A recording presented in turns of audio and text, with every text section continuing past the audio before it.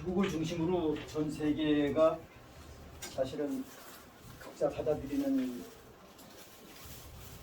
생각의 차이가 좀 있을 수는 있겠습니다만 엄청나게 급변하고 있습니다. 그래서 먼저 전자의 말씀을 드리고 싶은 부분은 제가 개인적으로 생각하기에는 미국을 중심으로 지금 변화되는 것을 유명층에서 앞서서 이야기하시는 분들이 EBS 개헌이 곧 시작이 되는 것처럼 지금 이야기가 되고 있고요. 그리고 미국은 제가 개인적으로 생각하기에는 워싱턴 DC의 비상사태를 선포함과 동시에 시카고 전국의 19개 도시 정도의 이미 비상개헌이 시작이 되었다. 저는 개인적으로 그렇게 보고 있습니다. 그런데 이제 표면적으로는 나름대로 도시의 정화를 앞에 슬로건을 내걸었지만 실제 내부는 그렇지가 않다라는 게 제 개인적인 생각이고, 전 세계가 네세라 지세라 세상을 향해서 지금 급변하고 있습니다. 이미 우리 포럼에서 스테이블 코인에 관한 부분 여러 번 말씀을 드렸고 전부 다 정립을 하고 계시겠습니다만, 럼블을 통해서 보시는 분들도 또 나름대로 정립하고 계시겠습니다만, 이미 본이전에 시작이 되었다. 단지 이제 디지털 형태로 지금 이야기를 하고 있는데, 나름대로 디지털 플러스 우리가 오프라인 화폐라고 이런 얘기해야 되나요? 레인보우 화폐가 되겠죠. 달러 기준에서 보면. 그래서 본이제가 이미 시작이 됐다라고 저는 개인적으로 생각을 합니다. 그래서 혹자는 또 앞으로 뉴스가 나오겠습니다만, 백악관에서 나오는 이야기가 굉장히 주가 주목이 되는 이야기이긴 한데, 제네바 전쟁 매뉴얼법 11조 3항의 근거에서 이미 샌드맨 작전이 전 세계 100여 개국을 시작으로 이미 화폐는 달러는 이제 휴지로 악화될 것이다. 본이제가 되면 당연히 그렇게 되겠죠. 그래서 샌드맨 작전 옛날서부터 롤렉스완 샌드맨 작전 이런 이야기 많이 했었는데 지금은 다시 부각이 되는 것 같아요. 제가 오늘 말씀드릴 부분 국내적인 문제부터 먼저 말씀드리겠습니다. 워낙에 중요한 사항이라서 제가 개인적으로 생각하기에는 중복되는 지난번에 중복되는 부분일 수도 있겠습니다만, 대한민국 국민들의 반기업 정서가 국가 경제에 미치는 영향, 사실은 대한민국이 망하는 경제적인 측면에서는 제일 기저의 문제가 반기업 정서입니다. 반기업 정서 뒤에 백그라운드에는 뭐가 있느냐? 일명 근로기준법, 노동법이라고 하는 것이 있죠. 이것이 나라를 망칩니다. 나라를 망쳐. 딥스테이트들이 우리나라에 접근하기가 아주 좋은 환경이었었어요. 제가 개인적으로 보기에는 2조 500년 동안 양반 쌍놈 시절에 나보다 잘 사는 사람, 돈 많은 사람, 나은 사람, 이런 사람들은 우리 국민들 정서 속에는 시기하고 헐뜯고 나름대로 그런 게 저변에 깔려져 있어요. 그 환경 자체가 딥스가 아주 침입하기 좋은 환경이라는 거예요. 이것을 우리 스스로가 좀 되돌아볼 필요가 있다. 그래서 여기에 반기업 정서가 아주 자리 잡기 아주 좋죠.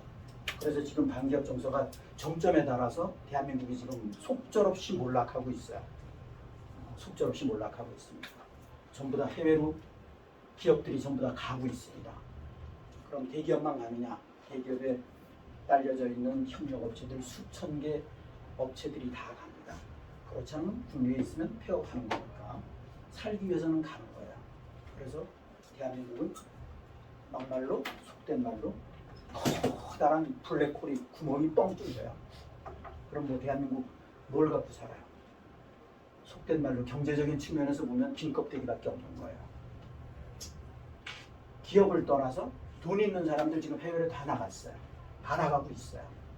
그리고 우리가 피땀 흘려서 국민들이, 엄마 아버지들이 길러놓은 자식들이 일명 브레인 청년들이라고 하는 젊은 청년들이 지금 해외로 다 나갔어요. 국내에선 희망 없다라고 하니까 다 나가는 거예요. 결국은 기껏 길러갖고 다른 나라 좋은 일 시키는 꼴이 되는 거죠. 이것이 지금 대한민국입니다. 그래서 반기업 정서는 나라를 망치는 일이다. 이거 사실은 말처럼 바꾸기가 쉽지 않아요. 쉽지 않아요. 왜? 아주 안 좋은 표현이 있잖아요. 사촌이 땅을 사놓으면 박수를 쳐야 되는데 배 아프다. 정말 안 좋은 거거든요. 그러니까 우리나라 국민들의 DNA 같은 정서를 얘기해 주는 거거든요. 이 남할증자 망조예요, 망조. 망조의 기본 예질이다라는 거죠.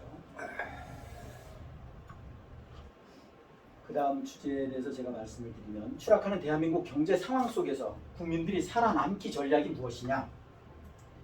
전에도 우리 포럼에서 여러 번 말씀드렸던 것처럼 제가 개인적으로 보기에는 이런 위기 상황 속에서는 내 재산은 부동산 플러스 동산이에요. 두 개로 구성이 되어 있죠. 그런데 우리나라의 특성은 정도의 차이가 있지만 보편적인 평균적으로 부동산이 7, 80%입니다. 80% 이상 되는 경우도 있어요. 그런데 나머지 동산이에요. 동산이라고 그러면 귀금속이 있을 수 있고 현금이 있을 수 있고 예를 들어서 주식이 있을 수 있고 코인이 있을 수 있겠죠. 채권이 있을 수 있고. 그런데 세월이 하수상하면, 나라가 뒤숭숭하면, 세상이 뒤숭숭하면 동산 비중이 당연히 높아야 돼요. 그런데 우린 반대라는 거예요.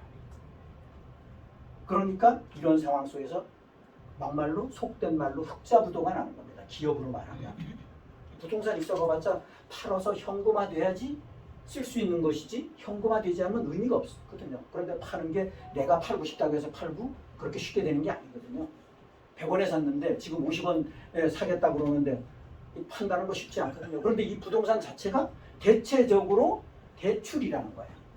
대출 비중이 거의 다라는 거예요.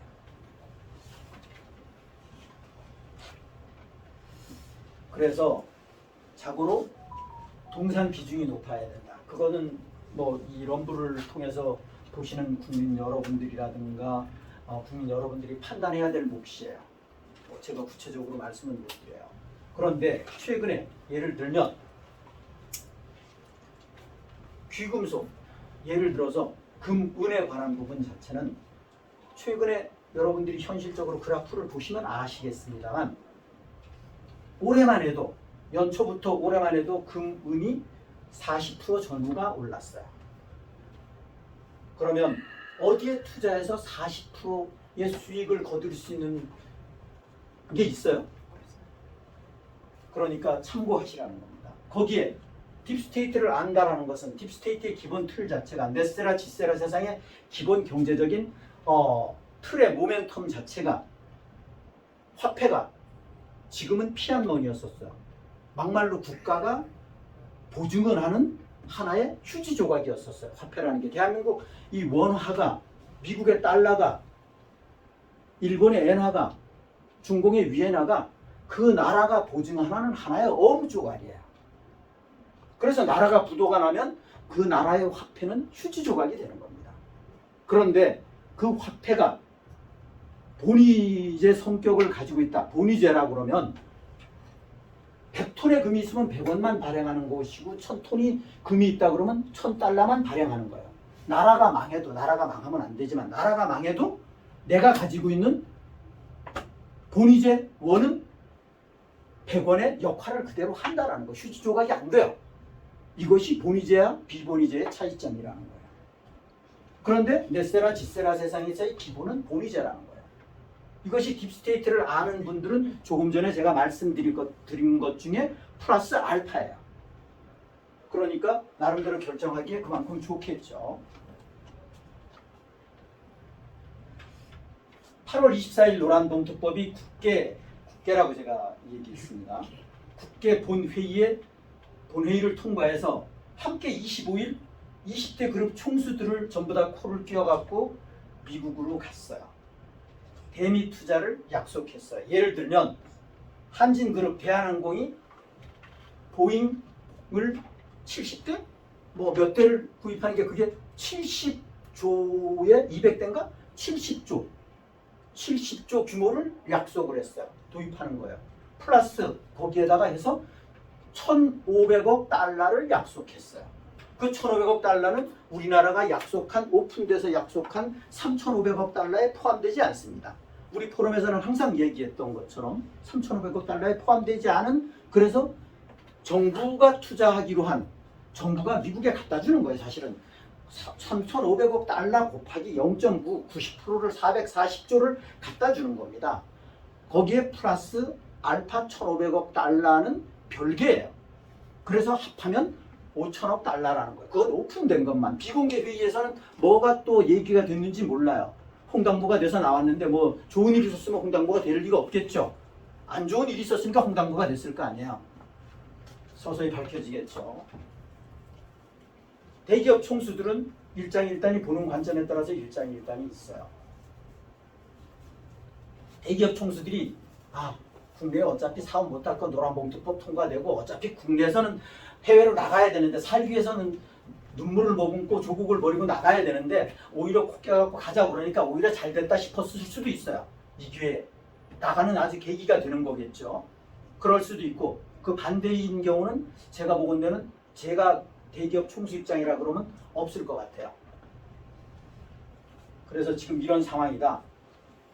여기에 간단하게 부연해서 말씀을 참고로 드리면 우리 럼블을 통해서 보시는 시청자님들 정확하게 알고 계셔야 되는 부분이 전번에도 지난번에도 말씀드렸던 것처럼 15% 관세에 관한 부분은 제로가 15%가 된 것은 8월 7일부터 적용하는 걸로 돼 있었어요. 그렇지만 미국하고 이번에 실무회담, 양자회담에서 정상회담이 아닙니다. 양자회담입니다. 정확하게 정상회담이라고 표현하는 것은 잘못된 거예요. 정상회담하고 실무회담하고 차이점, 서밋하고 프라이빗하고 차이점에 관한 부분은 뭐가냐. 정상회담은 그 나라에서 미국에서 전부 다 모든 비용을 다 부담합니다.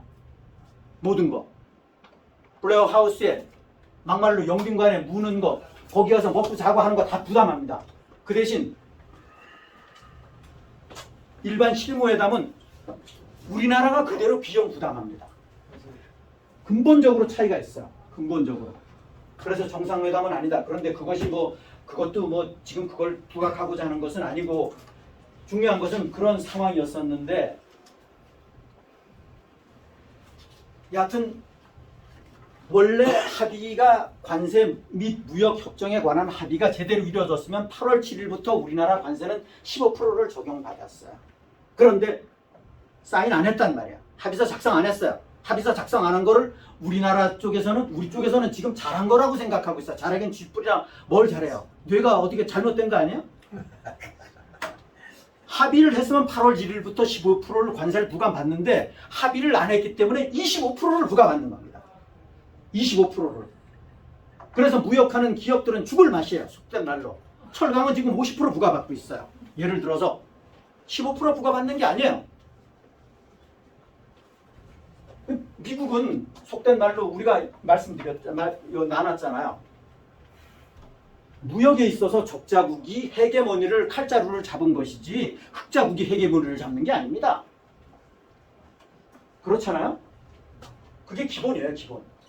그래서 이런 부분이 있다. 요즘에 메인스트림이라든가 이 전문가라고 하는 놈들이 있다고 나와서 이 얘기를 하더구만요. 이거 상식적인 문제예요. 초창기부터 우리는 얘기했었잖아요.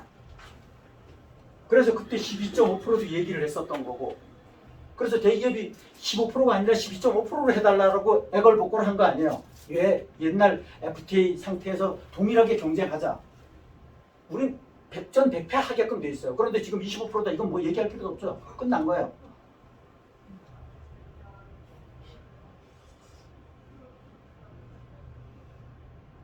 그러고 이건 워낙에 중요한 내용이기 때문에 이 시청자분들을 위해서 럼블을 통한 시청자분들을 위해서 선출되지 않은 권력이 전 세계를 컨트롤합니다. 그것을 일명 그림자 정부라고 얘기하는 거예요. 그림자 정부라고 얘기하는 겁니다. 그림자 정부는 무슨 장관이고 무슨 대통령이고가 아닙니다. 그 뒤에서 여야 대통령 장관들을 컨트롤하는 거예요. 그것이 수천 년 동안 이루어졌고 근세만 따져도 153년 동안 이루어졌고 1월 20일 이전까지 따지면 153년 정도 이루어졌어요. 1871년부터 미국의 워싱턴 DC의 아지트를 출고 미국의 CEO, 미국 주식회사의 CEO가 USA의 가면을 쓰고 USA의 대통령 역할을 해왔다라는 거야.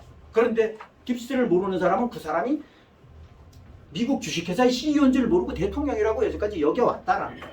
그 딥스를 모르니까 TV, 신문, 라디오에 나와서 패널이라고 하는 유튜브에 대형 유튜브에 나와서 전문가라고 하는 사람들이 하는 얘기가 트럼프 대통령이나 가짜 조 바이든이나 그 위에 오바마나 역대 대통령들 내지는 역대 정권들을 하나로 한 맥락으로 본다라는 거야. 한 맥락이 아니야.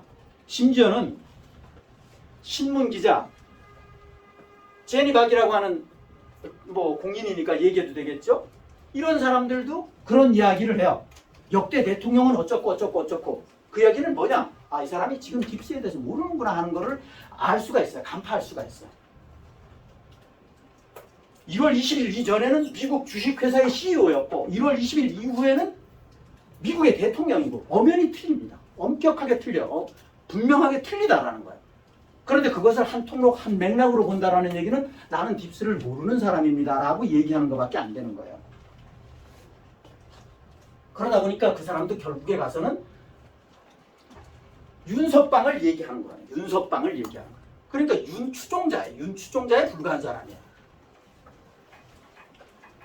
그런데 잠시 주제에 없는 내용이긴 하지만 지금 당장 문제가 조지아주의 현대자동차하고 LG솔루션의 합작 50대 50의 합작 법인의 배터리 축전지를 만드는 자동차용 축전지를 만드는 공장에 지금 숫자는 뭐 좀 남분분한데 575명을 체포를 했어요. 헬기까지 들어가서 완전 IC가 주도를 해서 그 중에 한국 사람이 대략 375명이 체포됐다라는 거예요. 그런데 우리나라에서 지금 항의를 하고 있어요. 반미 감정을 조장해요. 그런데 미국의 차원에서 보면 트럼프 대통령이 오늘 아침에 대가 단체방에도 올린 막말로 국방부를 워오피스 전쟁부로 바뀌는 거에 행정서명을 했잖아요. 거기서 기자들이 질문하는 내용에 트럼프 대통령이 그 이야기 한국에 대해서 질문했을 때 우리는 법대로 갈 뿐이다. 막말로 한국이 미워서가 하는 거 아니다. 이런 맥락을 은연중에 비쳤어요. 법대로 가는 거 맞죠? 창피스러운 줄 알아야죠. 우리가 압수수색 당하고 불법 체류자로서 거기 가서 근로자들이 일을 한다 그러면 창피스러운 줄 알아야죠. 무슨 이스타 나름대로 한시적인 여행 비자를 가지고 무슨 거기 가서 취업을 하고 일을 하냐고. 불법 체류자잖아요. 불법이에요.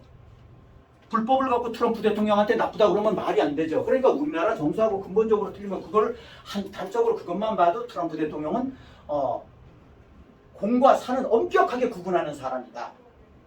그리고 엄격하다. 그런 것을 우리가 읽을 수 있어요. 그러니까 이 미국의 지금 변화를 대한민국이 따라가려고 그러면 한참 멀었어요. 왜? 위에 전부 다 정체성이 문제가 있는 이 불법 정권이기도 하고 또 국민들 수박 우익들로 구성이 돼 있고 좌익은 제쳐놓고라도 그런데 딥스를 모르니까 이게 세상이 어떻게 돌아가는지를 몰라요. 세상이 지금 어떻게 돌아가는지를 몰라요.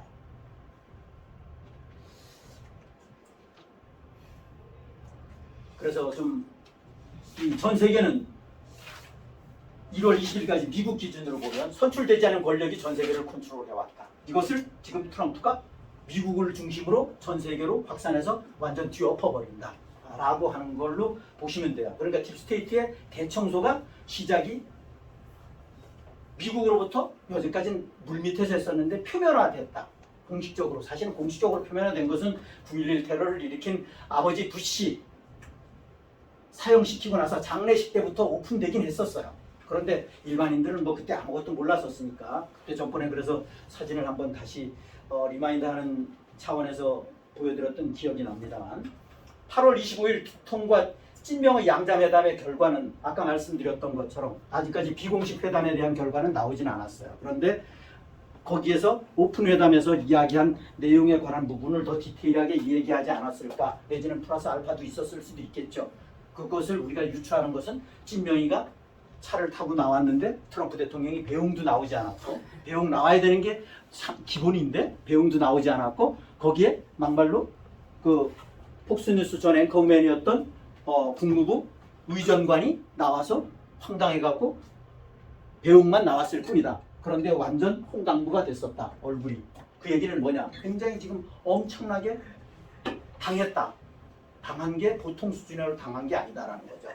그런데 미국 지금 우리나라의 K6 캠프 험프리스가 제일 크지만은 주둔 미군 영토에 관한 부분 자체를 트럼프 대통령이 공개적으로 미국 소유로 해달라라고 얘기를 했잖아요. 이게 엄청난 의미가 있다라는 거예요. 그런데 딥스테이트를 깊이 아시는 분들, 딥스테이트를 아는 입장에서 우리 딥사우스 포럼에 나오신 분들은 또는 럼블을 나름대로 좀 관심 있게 보시는 분들은 아시겠습니다만 이것이 우리 입장에서 보면 지금 현 주소를 놓고 봤을 때는 엄청나게 긍정적이다. 긍정적이다. 저는 개인적으로 그렇게 생각을 해요. 그런데 이것을 갖고 엄청나게 트럼프를 난도질하고 있어요. 우리나라 국민들 대다수는.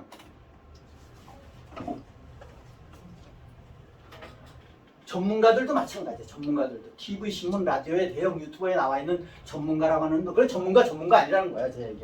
어제 제가 오늘 새벽에 잠결에서 들었지만 그거는 여기까지 하려고 그러면 좀 시간을 놓칠 수 있으니까 뭐 토론 때 시간이 되면 말씀을 드리겠습니다.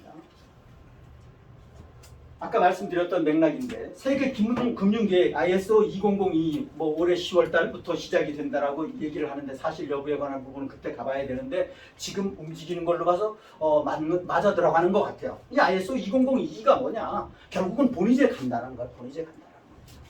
그 본위제의 핵심적인 게 뭐 투자의 참고 이런 맥락이 아니라 지금까지는 뭐 이런저런 이게 또 뭐 막말로 페이팔 마피아들이 뭐 관련 있고 좀 그런 것들이 있는 것 같아요. 그런데 알 수는 없지만 지금까지 추측하건대는 여기에 제일 적정한 코인이 막말로 XRP, XLM일 것이다 라고 보여지는 겁니다. 전번에도 말씀드렸던 것처럼 CBDC하고 스테이블 코인하고는 상대성을 가지고 있어요. CBDC는 좌익의 정체성을 가지고 있는 나름대로 사회주의 내지는 공산주의 체제에서 인류를, 국민들을 통제하기 위한 것이 CBDC입니다. 그러니까 디지털 감옥이라는 거야. 디지털 감옥. 예를 들어서 막말로 저 사람 평소에 불만이 많아. 뭐 댓글 쓰고 뭐 단체방에서 어쩌고 하는데 보니까 영 안 좋은 소리 나오고 뭐 비판이 나오고 그래. 저 사람 여행 묶어. 해외여행 못 가게 하는 겁니다. 비행기 못 타게 하는 겁니다. 열차 못 타게 하는 겁니다. 이게 CBDC의 현주소다라는 거야. 이게 폐해다라는 거야. 그러니까 국민 통제용이다 이렇게 보시면 돼요. 스테이블 코인은 상대성을 가지고 있는 거예요. 그렇지 않다라는 거죠. 스위프트. 지금 현재 딥스가 전 세계를 나름대로 통제하고 있는 무역 시스템 자체가 스위프트 시스템이에요. 여러 가지 뭐 실무적으로는 불편하고 이런 거는 2차적인 문제고 수수료가 많이 나오고 이런 건 2차적인 문제고 그것을 QFS 시스템으로 네스테라 지사르 세상에서는 바꿔지는 거라는 겁니다. 퀀텀 파이낸셜 시스템이고 예를 들어서 스위프트 시스템은 5G에서만 가능하고 퀀텀 QFS 시스템은 6G 이상에서만 가능하다라는 거예요. 이상은 근본적으로 틀리다라는 거예요. 러시아는 그래서 딥스들에 의해서 스위프트 시스템에 접속을 못하게끔 엄청나게 러우 사태 때문에 제재를 받았어요. 그래서 러시아가 지금 XRP를 이용을 하고 있다라는 얘기입니다.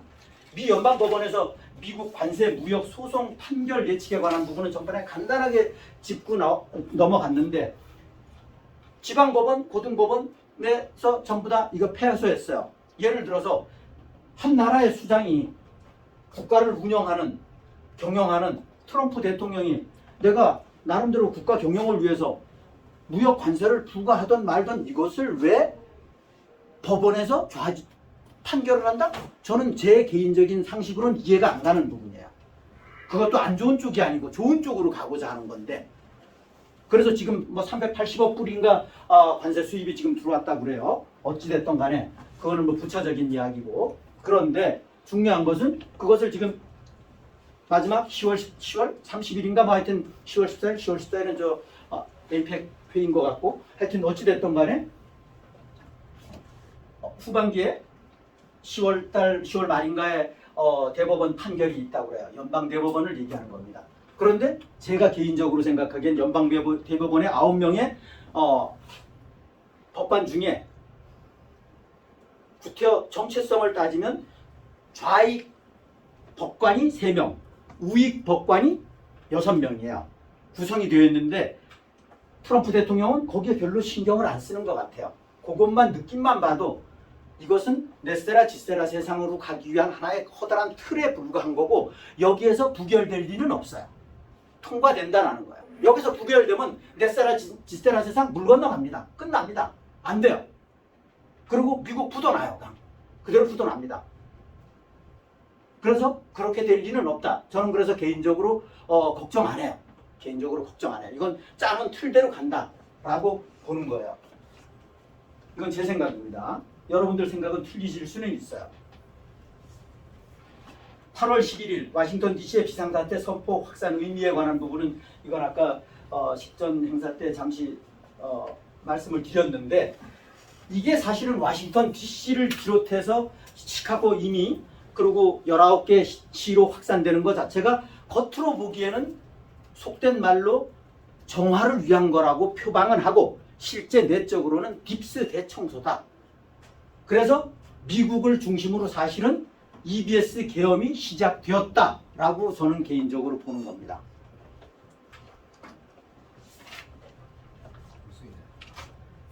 국외적으로는 보면 베네수엘라 마두로 체포가 해당이 되는 거고 마두로 체포가 4,000명 병력이 가서 해상을 봉쇄하고 막말로 마두로 베네수엘라가 마약을 싣고 보트로 가는 거를 그냥 폭격해서 그냥 해상에서 수장시켜 버리잖아요. 예를 들면 지금 상황이 그렇습니다. 마두로에 해당되는 비견할 수 있는 인물이 우리나라에 누구냐? 예를 들어서 법적으로 보면 북에다가 돈 퍼준 놈들 내지는 백신 강제한 놈들 여러 가지 많잖아요. 저는 문도 해당이 되고 윤도 해당이 되고 이도 해당이 된다라고 저는 개인적으로 생각해요. 그러니까 지금 바늘방석이겠죠. 죽을 맛일 거예요. 세상 판이 이렇게 돌아가리라고 상상을 안 했지. 대한민국으로 뭐 어떻게 해야 되느냐. 국민들 깨어나는 것이 관건이다라는 거예요. 마두로 체포를 위한 미군의 베네수엘라 진격에 관한 부분 조금 전에 제가 말씀을 드렸고 트럼프 대통령께서 앱스타인 리스트를 허구라고 발언한 이유와 헌재의 미국 검찰의 현주소 이건 전번에 말씀드렸던 주제하고 같은 맥락인데 트럼프 대통령께서 선거 공약의 앱스타인 리스트 공개가 주 목적이었었어요. 그래서 마가가 결집하는 주 원인이기도 했었죠. 그런데 아시는 것처럼 지니어스 법안이 뭡니까? 스테이블 코인 법안이에요. 플러스 CBDC 억제 법안 이것저것 해서 4개 법안을 통과시키는데 하루 전에 이거를 선포를 했어요. 이거를 발표를 했단 말이에요. 그래서 결과는 뭐냐? 미 의회에 민주당 반대를 위한 반대를 임쌓는 민주당 딥스 하수 내지는 라이노 얘들까지 전부 다 이 지니어스 법안에 찬성을 했다라는 거예요. 그래서 완사이드하게 찬성으로 나왔어요. 그래서 미국을 중심으로 전 세계 넷세라 지세라 세상의 주춧돌이 뭐냐? 오빠 법안 6개 법안 오빠 법안 거기에는 이제 기후 환경도 들어가 있습니다. 그게 전기차하고 관계가 돼 있고 일론 머스크하고 일론 머스크 사업하고 상대성을 가지고 있는 법안도 거기에 있는데 그거하고 지니어스 법안이라는 거예요. 이 2개 법안을 완벽하게 통과시키고 나서 나름대로 EU 국가 27개 EU 국가들 내지는 대한민국을 포함해서 전 세계 100개 관련된 무역 협정을 전부 다 트럼프가 미국에서 일방적으로 요구하는 대로 전부 다 합의했잖아요. 거의 다 합의했어요. 단지 거기에 약간 피상적으로 삐걱거리는 데가 인도하고 중공이 좀 삐걱거리고 있고 전부 다 합의했어요. 그 얘기는 뭐냐? 이건 유추인데 특히나 EU 수장놈들이 전부 다 앱스타인 리스트하고 관계가 있다라고 볼 수 있다는 거예요. 오픈되면 진보가지 날아가잖아요. 관타나보 가고 대통령 끌어내려줄 거고 여러 가지 그런 부분을 예측할 수 있다. 그러고 나서 앱스타인 리스트하고 관련돼 있는 클린턴하고 누구야? 클린턴이 오바마 아니 마누라 힐러리 힐러리하고 바로 기소장 체포했잖아요. 기소장 발부하고 바로 체포했어요. 그러니까 이제는 이걸로 속된 말로 할 역할은 다 했다. 그리고 바로 체포한다는 거. 그 이제 뭐 클린턴이 가짜고 진짜고 뭐 이런 거는 중요하지 않아요. 뭐 예를 들어서 막말로 우리나라에 빌 게이츠가 왔고 뭐 이런 거 중요하지 않아요. 걔가 진짜고 뭐 이런 건 중요하지 않고 막말로 지금 현재 딥스가 잡고 있는 전 세계 언론상에서는 죽은 사람도 살았다 그러면 살아있는 거고 살아있는 사람도 죽었다 그러면 죽어있는 거예요. 그러니까 그런 건 중요하지 않다. 단지 큰 틀에서 트럼프 대통령이 옛날에 45대 대통령을 하고 46대 부정선거로 떨어지고 나름대로 핍박을 받으면서 그때도 계속 지속적으로 딥스하고 전쟁하면서 트럼프 대통령이 얘기한 것은 뭔 얘기를 했냐? 바디 더블도, 실리콘 가면도, 클론도 진짜하고 동일하게 취급을 해라 라는 얘기를 했단 말이야. 그 얘기가 그 얘기를 의미하는 겁니다. 진짜만큼 중요하다라는 거야.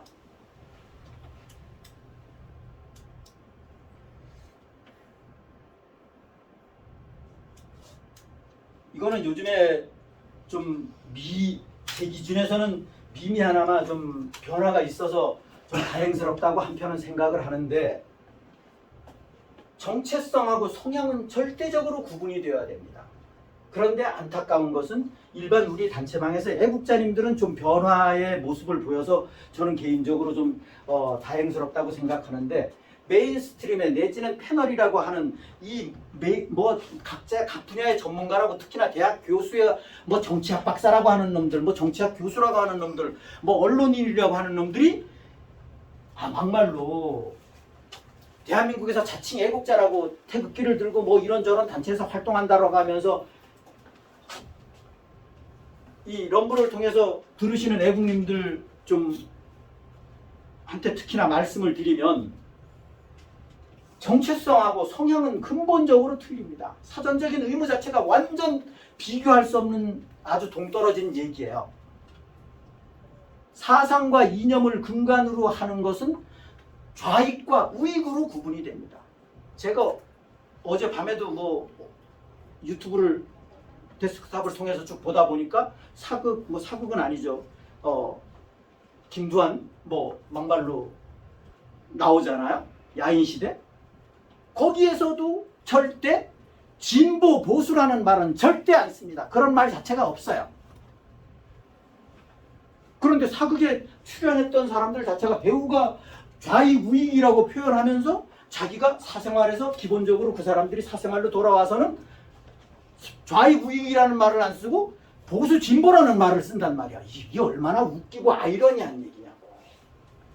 아니 좌익을 진보라고 표현하고 우익을 보수라고 표현하면서 뭘 좌익을 인정하면서 좌익을 때려잡아요.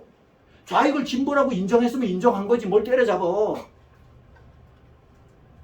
대한민국은 민주주의 체제이기 때문에 좌익의 정체성을 가지고 있는 사람은 정치 활동을 금하고 있습니다.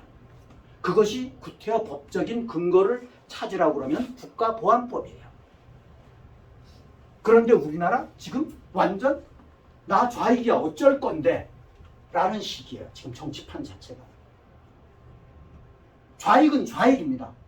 좌빨 그거는 상스러운 표현인 것 같아서 좀 미안하긴 합니다만 틀린 표현 아니에요. 좌익 빨갱이라는 얘기예요. 틀린 얘기 아니에요. 극우 뭐 나 극우인데 어쩔 건데 극우라는 말은 좌익들이 만들어낸 용어에 불과해요. 극우라는 건 없어요. 극우가 어디 있어요? 예를 들어서 우익의 정체성을 가지고 있는 사람은 모르고는 불법을 저질러도 알고는 불법을 저지르지 않아요.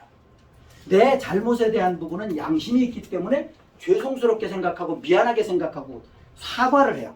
그것이 우익의 정체성을 가지고 있는 사람이에요. 좌익은 뻔뻔해요. 뻔뻔합니다. 내가 잘못했는데 잘못이라고 생각 안 하는 거야. 뻔뻔해요. 근본적으로 틀립니다. 태생적으로 유전자가 틀리다니까요. 근본적으로 틀려요. 이 좌익 정체성에 관한 부분 바뀌어지지 않아요. 쉽지 않아요. 물론 100% 안 바뀌어진다 그러면 잘못된 표현일 수 있어요. 바뀌어질 가능성은 아주 희박합니다. 유전자 같아요. 쉽지 않아요. 그래서 뭐 넷세라 짓세라 세상에서는 좌익도 없고 우익도 없고 이런 얘기하는데 그것도 잘못된 얘기예요. 넷세라 짓세라 세상에서는 우익의 정체성을 가지고 있는 사람만이 일원이 될 수가 있어요. 나쁜 생각을 가지고 있는 사람은 넷세라 짓세라 세상에서 살 수 없는 사람이에요. 적응할 수 없는 사람이에요. 사악한 생각을 가지고 있는 사람은 살 수 없다니까요.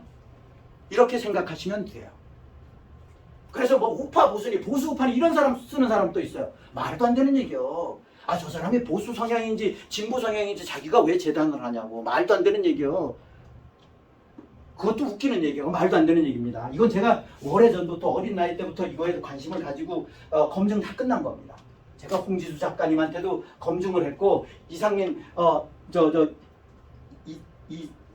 교보문고 앞에서 그 양반 연세 있으신데 그 박사님한테도 검증을 했고 한 달이 거쳐서 노재봉 전 국무총리님한테도 검증을 했고 막말로 누구야 저 자유민주당 그 변호사 누구야 그 고용주 변호사님한테도 검증을 했고 다 검증 다 마친 겁니다. 이천 교수는 저한테 제가 이거 1인 시위할 때 이 얘기 외치니까 저한테 명함 주고 가서 나중에 만난 분이고 이천 교수님 스승이 양동환 교수님이에요. 서울역에서 최초로 태극기 집회 하신 분. 그리고 현 상황에서 구국을 위한 국민들의 현명한 외국 방향은 늘상 우리 딥사우 신뢰 포럼에서 강조드리는 사항입니다만 다른 거 없어요. 쉬워요. 옛날에 우리 방에 어떤 분이 뭐 내가 딥스를 뭐 공부한 지 50년 됐다 뭐 이런 소리 하면서 50년 됐으면 뭐래요. 정광훈 집회 홍보하고 앉았어. 그 무슨 의미가 있어요? 그 당시에 딥스 책을 한번 읽었어. 그게 정립된 건가요? 업데이트를 계속 안 했는데 무슨 의미가 있어요? 그러면서 지금에 와갖고 정광훈 집회를 홍보해? 그게 뭐야? 웃기잖아요.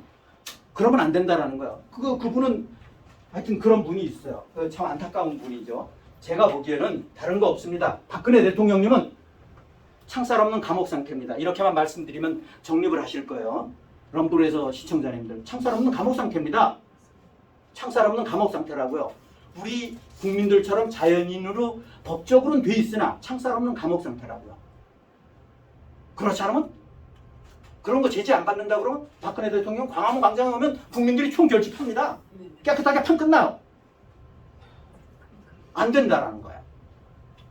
그래서 우리는 진정하게 나라를 구하려고 그러면 박근혜 대통령 가슴에 안고 그러고 이역만리 떨어져 있지만 손금보듯 보고 계시는 트럼프 대통령님하고 하나가 되면 대한민국을 다시 기사회생시킬 수 있는 다시 재건할 수 있는 기본 베이직이 된다.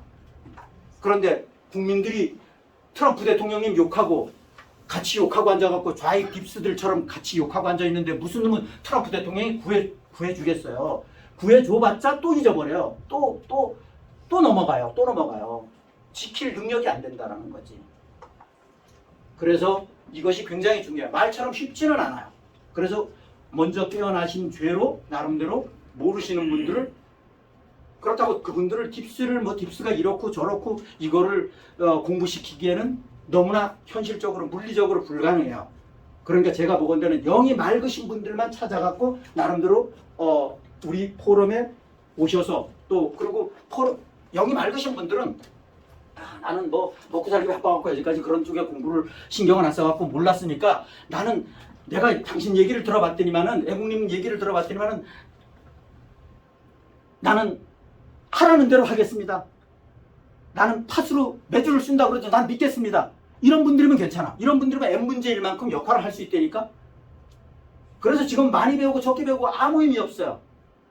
속된 말로 늘상 말씀드립니다. 난 놓고 기억자를 모르더라도 영만 맑으신 분들이면 그분은 나라를 지킬 수 있는 기본적인 조건을 갖추신 분이에요. 제가 보기에는 그렇습니다. 많이 들어있는 사람들 그런데 영이 맑지 않아. 끝이야. 끝. 영이 맑은 신분들은 딥스를 여건만 되면 알 수 있어요. 그런데 많이 배웠는데도 불구하고 영이 맑지 않았기 때문에 딥스를 못 받아들인 거야. 딥스에 대해서 관심이 없었기 때문에 못 받아들인 거야. 외람됩니다만 제가 내가 여기에 해당되고 누가 얘기에 해당되는데 저런 얘기해서 기분 나쁘라고 말씀드리는 건 아닙니다. 지금 워낙에 지금 전쟁 중이고 지금 심각하기 때문에 그런 말씀 드리는 겁니다. 외람됩니다. 제가 좀 빙글빙글 돌려서 좀 이렇게 얘기해야 되는데 저는 성격이 못되고 직선적이라서 좀 그렇지는 못합니다. 예, 시간이 없기 때문에. 자, 이상 마치겠습니다.